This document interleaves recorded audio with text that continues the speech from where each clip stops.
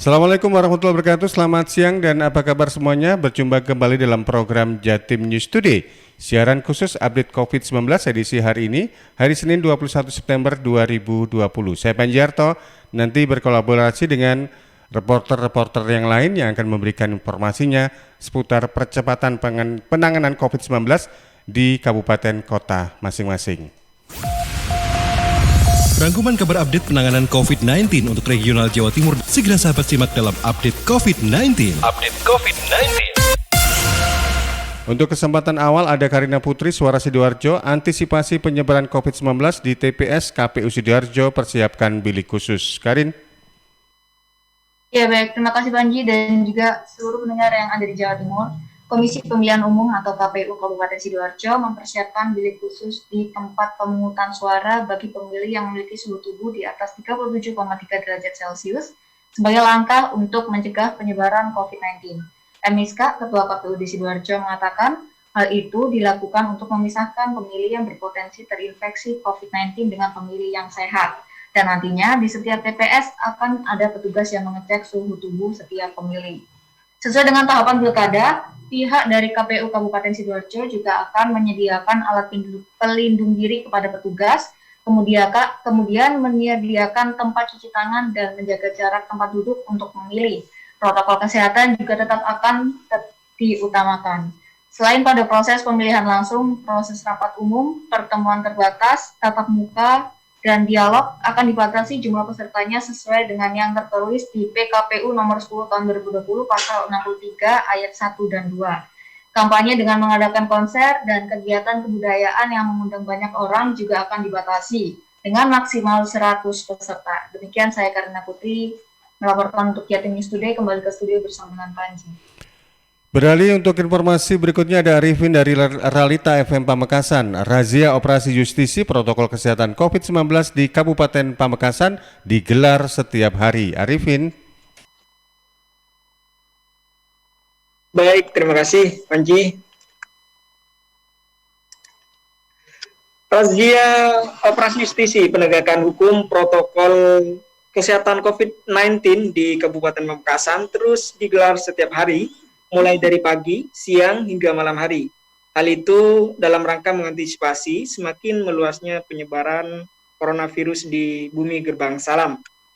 AKP Syaiful, perwira pengawas operasi justisi penegakan hukum protokol COVID-19 Kabupaten Pamekasan, mengatakan razia kali ini minggu kedua setelah sebelumnya telah ditetapkan peraturan Bupati tentang penegakan hukum bagi para pelanggar protokol kesehatan COVID-19. Baik bagi para pengguna jalan, kerumunan orang maupun lainnya. Menurut Syaiful, penyebaran COVID-19 masih terus terjadi di berbagai daerah, termasuk di Kabupaten Pamekasan. Itu disebabkan oleh ketidakkepedulian masyarakat dengan tidak menerapkan protokol kesehatan, sehingga penyebarannya semakin mudah dan meluas. Informasi tambahan, berdasarkan peta sebaran COVID-19 Kabupaten Pamekasan per tanggal 20 September 2020 kemarin, jumlah positif COVID-19 total keseluruhan sebanyak 318 orang. Dengan perincian, 271 dinyatakan sembuh, 17 orang sedang perawatan, 30 orang lainnya dinyatakan meninggal dunia. Suspek sebanyak 855 orang dengan perincian dalam pengawasan sebanyak 32 orang, selesai pengawasan 772 orang, dan 51 orang lainnya dinyatakan meninggal dunia. Kembali lagi ke studio. Terima kasih. Ya, terima kasih Arifin dari Realita FM Pamekasan. Berikutnya ada Agustin Merdekawati dari Ersal FM Nganjuk. Gugus Tugas Percepatan Penanganan COVID-19 belum evakuasi pasien isolasi mandiri. Agustin. Bupati Novi Rahman Hidayat mengeluarkan kebijakan pencabutan isolasi mandiri atau isoman sejak hari Jumat 18 September 2020.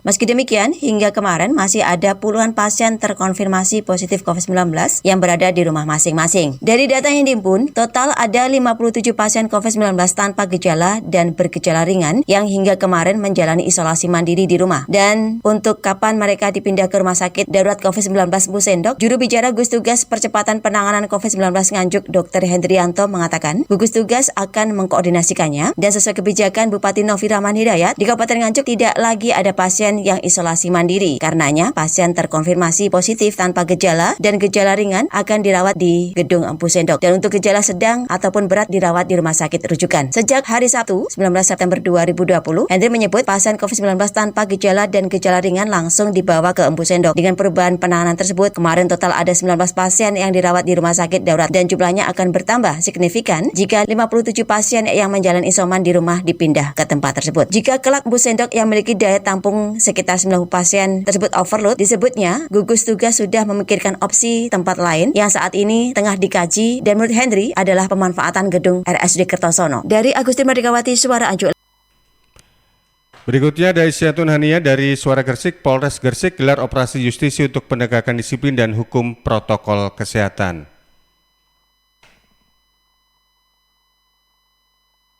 Sahabat, dalam rangka peningkatan disiplin dan penegakan hukum protokol kesehatan, Polres Gresik menggelar operasi justisi gabungan skala besar yang dipimpin Kapolres Gresik, AKBP Arif Fitrianto di Gelora Joko Samudro, Kabupaten Gresik, Sabtu 19 September 2020. Dalam operasi tersebut, pihaknya mengerahkan anggota Polres Gresik sebanyak 57 personil, 5 personil dari TNI dan anggota Satpol PP sebanyak 13 personil. Kegiatan ini dimulai pada pukul 8 malam dengan pelaksanaan apel operasi justisi yang dipimpin oleh AKP Muhammad Zainal Arifin selaku Kepala Bagian Opres Gresik. AKP Muhammad Zainal Arifin mengatakan bahwa tujuan dari kegiatan ini adalah untuk memberi efek jerah terhadap masyarakat yang tidak disiplin sesuai Inpres nomor 6 tahun 2020 dan Perbub nomor 22 tahun 2020. Selain itu, beliau juga mengatakan bahwa dalam pelaksanaan operasi justisi ini juga mengutamakan keselamatan serta kesehatan dari masing-masing personil dan dalam pelaksanaannya berhasil menjaring 40 orang dengan 34 orang membayar denda sebesar 150.000, sedangkan 6 orang lainnya melaksanakan kerja sosial. Sahabat, berikut saya informasikan perkembangan COVID-19 di Kabupaten Gresik per tanggal 20 September 2020. Sebanyak 2.612 orang telah dinyatakan sembuh dari 3.069 orang yang terkonfirmasi COVID-19. Sebanyak 268 masih dalam perawatan, sedangkan 189 orang lainnya dinyatakan meninggal dunia. Saya Syatun Hania dari Suara Gresik melaporkan untuk Jatim News Today. Berikutnya ke Suara Madiun ada Ben Chandra. Lagi ada penambahan 2 pasien sembuh COVID-19 di Kota Madiun. Saat ini tingkat kesembuhan mencapai 84,62%. Sahabat Jatim News Today, ada penambahan 2 kasus COVID-19 sembuh di Kota Madiun, yakni kasus nomor 38 dan 76. Tambahan ini menjadikan kasus sembuh mencapai 88 orang dari total kasus 104 kasus konfirmasi sampai saat ini, sehingga tingkat kesembuhan mencapai 84,62%. Kasus sembuh nomor 38 berinisial BJ, 55 tahun, berjenis kelamin perempuan, warga Kelurahan Demangan. BJ terkonfirmasi COVID-19 pada 10 Agustus yang lalu. Sedangkan kasus sembuh nomor 76 berinisial D, 55 tahun, berjenis kelamin laki-laki, warga Kelurahan Nambangan Kidul. D terkonfirmasi COVID-19 pada 30 Agustus yang lalu. Sebagai informasi sahabat, kasus konfirmasi COVID-19 di Kota Madiun tetap di angka 104 orang, dengan 88 orang diantaranya telah sembuh, 9 orang masih dalam perawatan, 3 orang isolasi mandiri di rumah, dan 4 orang meninggal dunia. Satu tambahan kasus meninggal ini dari nomor 78 warga Kelurahan Taman. Saya Ben Chandra, Radio Suara Madiun untuk Jatim News Today. Sebelum beralih ke informasi berikutnya dari Bojonegoro, dari Kota Blitar, dan juga dari Tuban, perlu kami informasikan kepada Anda sahabat untuk program Jatim News Today siaran khusus update COVID-19 ini tentunya bisa Anda dengarkan di Realita FM Pamekasan, Suara Sidoarjo, Suara Gresik, Pradia Suara Tuban, Malowopati Bojonegoro, Mahardika Kota Blitar, Persada Kabupaten Blitar, Ersal Nganjuk, dan juga tentunya bisa Anda dengarkan juga di Suara Madiun. Sekarang beralih ke informasi berikutnya bersama Iwan Suswoyo, Malawapati FM Bojonegoro. Gubernur Jawa Timur Khofifah Indar Parawansa bantu pencegahan dan penanganan COVID-19 di Bojonegoro.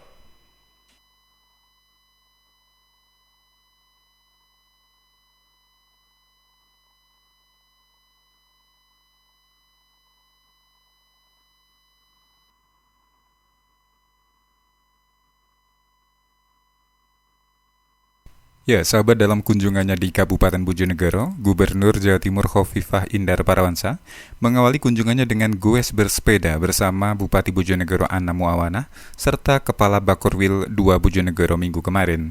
Di sela-sela bersepeda, Ibu Khofifah membagikan masker dan sembako di 2 lokasi, tepatnya di Jalan Trunojoyo di sekitar Pasar Kota Bojonegoro dan di depan Stasiun Bojonegoro Jalan Gajah Mada.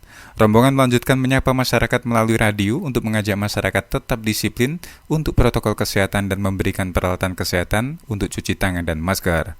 Selain hal itu, Bu Khofifah juga melanjutkan kegiatan dengan memberikan alat ventilator untuk 2 rumah sakit rujukan COVID-19 di wilayah Karsidenan Bojonegoro, yakni RSUD R. Sosodoro Jatikusumo Bojonegoro dan juga RSUD Dr. R. Kusma Tuban, serta memberikan bantuan keuangan khusus bagi 5 BUM desa di Bojonegoro yang bergerak di bidang wisata.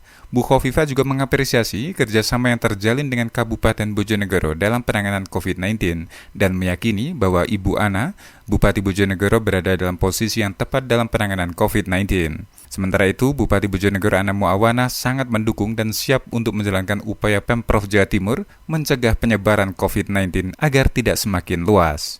Demikian Iwan Suswoyo LPPL Malawapati FM Bojonegoro untuk Jatim News Today. Berikutnya ada Kirana Nisa dari Mardika Kota Blitar. Badan Kepegawaian Daerah Kota Blitar wajibkan peserta SKB CPNS 2019 melakukan rapid test COVID-19.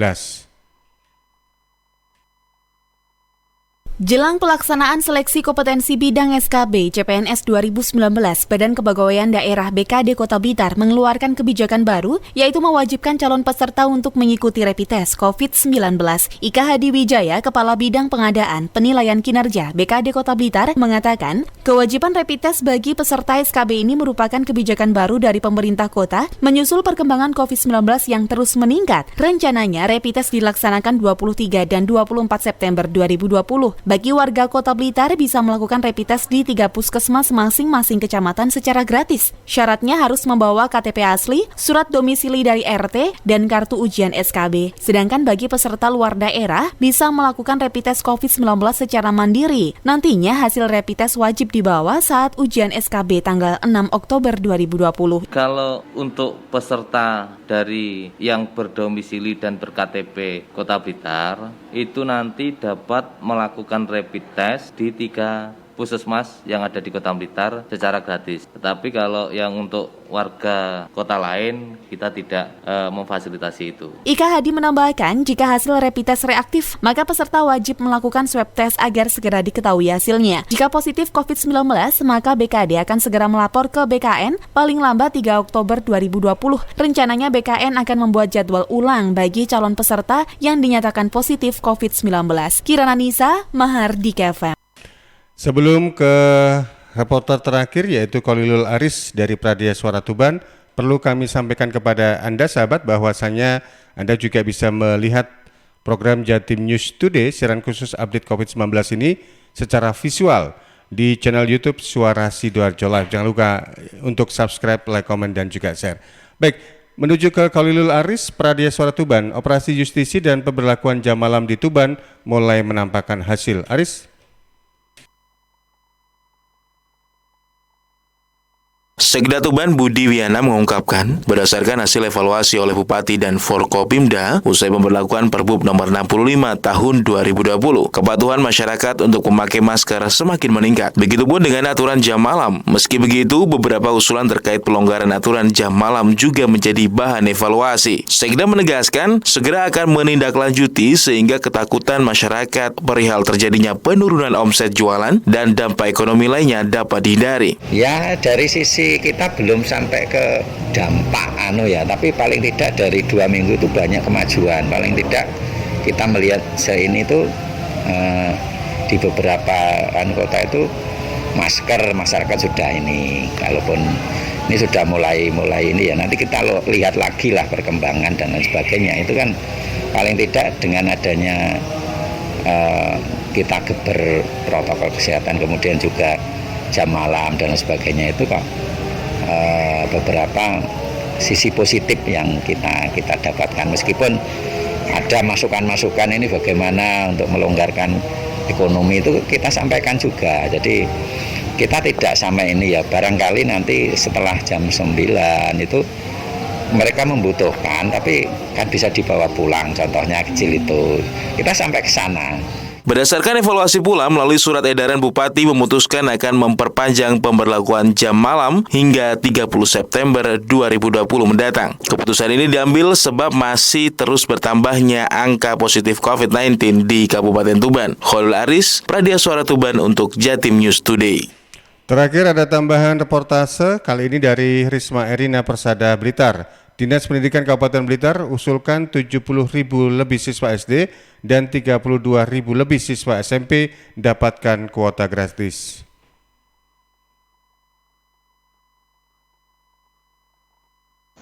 Dinas Pendidikan Kabupaten Blitar sudah mengusulkan puluhan ribu data siswa SD maupun SMP untuk mendapatkan bantuan internet gratis dari pemerintah pusat melalui Kementerian Pendidikan dan Kebudayaan. Kepala Dinas Pendidikan Kabupaten Blitar Budi Kusumarjaka mengatakan untuk siswa SD diusulkan sebanyak 70.737, sedangkan siswa SMP sebanyak 32.956. Bantuan subsidi yang tidak hanya diperuntukkan bagi siswa namun juga kepada guru ataupun dosen akan diberikan selama 4 bulan, mulai September hingga Desember 2020. Ia menuturkan untuk siswa akan mendapat bantuan 32 GB per bulan, kemudian guru akan mendapatkan 45 GB per bulan, mahasiswa dan dosen 50 GB per bulan. Sementara teknisnya, sekolah mengirimkan data nomor HP siswa maupun guru yang diupload melalui Dapodik. Budi menambahkan setiap siswa bakal mendapat jatah data paket internet. Diharapkan pada akhir bulan bantuan ini segera terrealisasi. Demikian saya Risma Erina, LPPL Radio Persada FM Kabupaten Blitar melaporkan untuk Jatim News Today. Baik, demikian tadi sahabat 9 reporter sudah hadir memberikan informasinya dalam program Jatim News Today, siaran khusus update COVID-19 edisi hari ini, hari Senin tanggal 21 September 2020. Mewakili kerabat yang bertugas, saya Panji Harto menyampaikan terima kasih. Jangan lupa 3M ya, memakai masker, mencuci tangan, dan menjaga jarak. Sukses untuk Anda. Assalamualaikum warahmatullahi wabarakatuh. Perkembangan penanganan COVID-19 untuk wilayah regional Jawa Timur sudah sahabat simak dalam update COVID-19. Update COVID-19 bisa sahabat simak Senin sampai Sabtu jam 11 siang. Persembahan dari Asosiasi Lembaga Penyiaran Publik Lokal Jawa Timur.